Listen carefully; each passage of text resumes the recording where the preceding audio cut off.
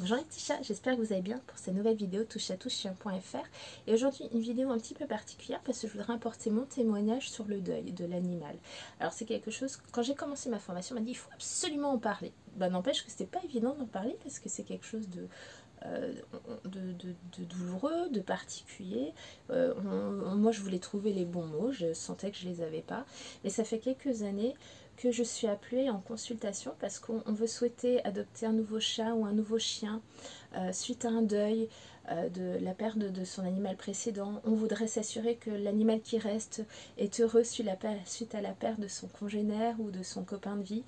Et en fait, souvent ces consultations-là, le vrai but c'est de parler du deuil, de la perte de cet animal parce qu'on l'oublie encore trop souvent et on est trop vite jugé, mais ce n'est pas qu'un animal, ce n'est pas qu'un chat, ce n'est pas qu'un chien, ce n'est pas qu'un lapin. Notre boule de poil, l'animal qui fait partie de notre vie, c'est un membre de la famille. C'est les seuls êtres au monde où on est sans filtre. On peut pleurer, on peut ne pas être maquillé, on peut péter, on peut être tel qu'on est. Et en fait, on est comme ça qu'avec notre animal qui nous connaissent des fois mieux que des gens qui sont pourtant très proches de nous.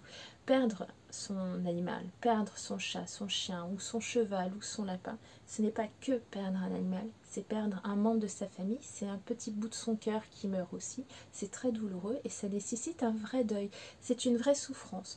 Alors il y en a qui vont pleurer, il y en a qui vont être très froids, il y en a qui vont rien dire, il y en a qui vont vouloir garder les cendres, il y en a qui ne veulent pas du tout en entendre parler, chacun vit son deuil comme il en a envie, ça ne demande pas de jugement. Il faut accepter que quelqu'un pleure tout le temps, on parle pendant des lustres, et puis il y en a un qui va vouloir adopter tout de suite un autre animal, et c'est ok, chacun a son deuil de sa propre manière. Mais j'ai été contactée plusieurs fois parce qu'il y avait une grande culpabilité au moment du décès de son animal, surtout quand il y avait une euthanasie qui était nécessaire. Et puis il y a eu pas mal de jugements sur internet dernièrement où on expliquait qu'il fallait vraiment accompagner son animal jusqu'au bout, que c'était très égoïste de ne pas le faire et tout ça. Et du coup, j'ai eu beaucoup de témoignages autour de ça, de personnes qui ont culpabilisé énormément.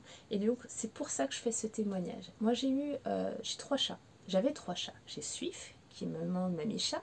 J'avais Pluche, avec qui j'étais hyper fusionnelle. Et puis, j'avais Moustache. Moustache et Pluche sont tombés malades quasiment en même temps. Et les deux, j'ai dû les euthanasier parce que ils ne pouvaient plus vivre. Voilà. Donc c'est aussi une déclaration d'amour, d'accepter de se séparer de l'être cher en se disant le garder, je peux pas. Donc c'est pas possible pour eux. Donc leur maladie ont amené que je sois obligée de les euthanasier. Moustache, je suis restée jusqu'au bout. Je l'ai accompagné. Je suis restée chez le vétérinaire. Il a été endormi, en gros euthanasié, et j'ai pu rester jusqu'au bout. J'étais très très triste, c'était très dur, mais ça s'est fait. Et bien pour Pluche, avec qui j'étais fusionnelle, j'étais prête aussi. On y a été. Ma veto a été d'une grande douceur, et en fait à un moment, j'ai commencé à avoir une crise d'angoisse. C'est-à-dire que la première phase ça allait, et j'ai commencé à ressentir une angoisse. Je ne pouvais plus respirer, j'étais en mode panique. Voilà, j'étais en mode panique. Et en fait, ma veto m'a dit tu peux pas rester là parce qu'en fait tu n'apaises pas ton chat, plus je le ressens. Et en fait c'est vrai, c'était ingérable. Cette émotion m'a débordée, j'ai pas réussi à la contrôler. Pourtant j'étais hyper zen avant, je savais ce qui allait se passer, j'étais prête. Mais il y a eu une phase où en fait j'ai craqué. Donc elle m'a demandé de sortir en disant que c'était pas grave, que alors elle connaissait bien Pluche, elle lui a dit je m'en occupe, tout va bien. Donc je suis sortie parce que en fait c'était aussi égoïste de rester parce qu'avec la crise d'angoisse que j'ai eue, c'était pas bon pour lui non plus. Ça devait être quelque chose de doux, ça devait être quelque chose qui devait être fait dans la sérénité et quelque chose qui était bon pour lui parce que là c'était ce qu'il fallait pour lui. Et en fait ma réaction était tellement violente à ce moment-là. Moi qui contrôle en général tout, là j'ai pas réussi. Donc ma veto m'a fait sortir. Et quand je suis revenue, c'était trop tard. Et en fait, c'était mieux parce que je pense que j'aurais pas su. Là, j'aurais pas été capable. Donc, j'ai eu beaucoup de culpabilité de me dire mince, je suis restée avec tous mes chats, puis avec lui, j'ai pas pu. C'est hyper égoïste. Il est mort tout seul. Il n'est pas mort tout seul, il connaissait ma Veto.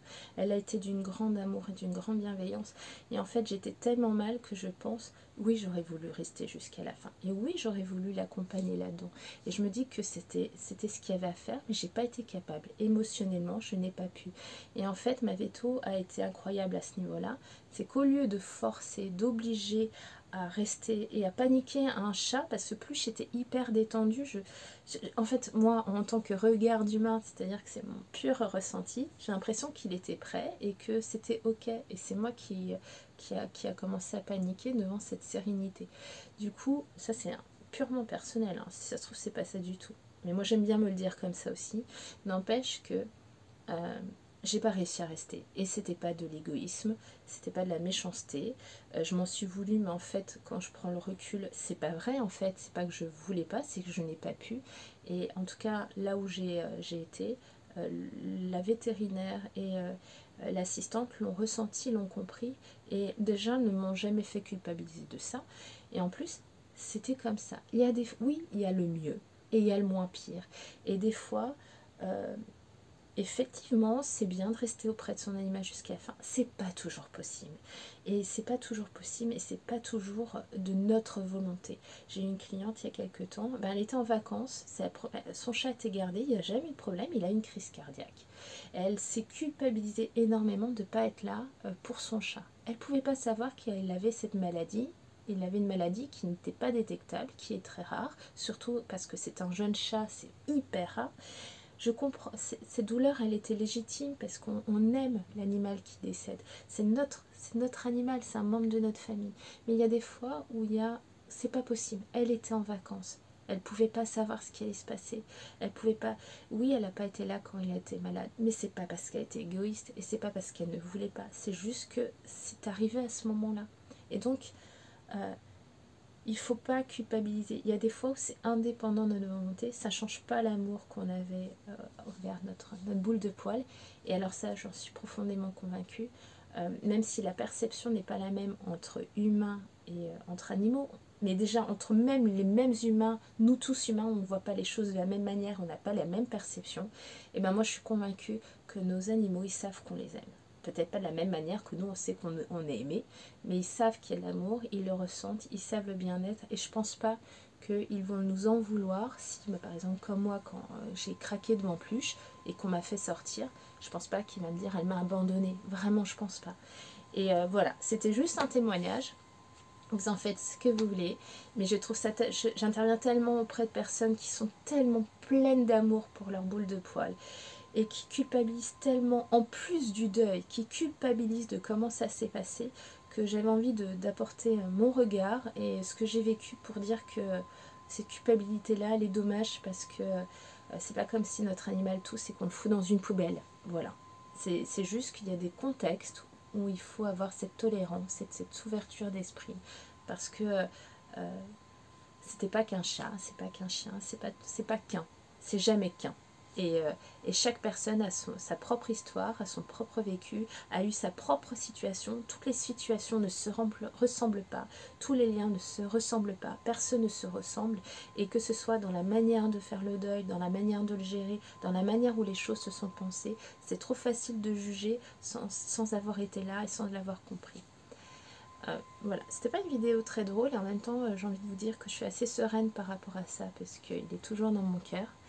Et je vous souhaite une belle journée. À bientôt. Bye bye.